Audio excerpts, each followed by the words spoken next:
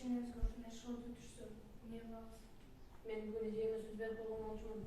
Конкурска катышасың менен дагы катышып болот экен да. Эже, мен апамды сагындым.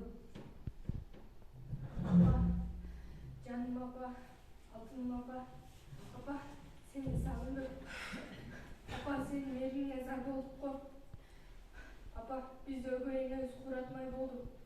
Биз мурдагыдай күлүп жайнап жүрбөй калганбыз, апа.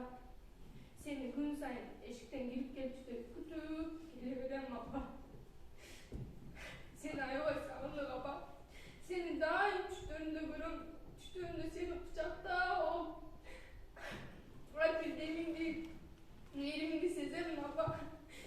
Бирок сен келбейсиң.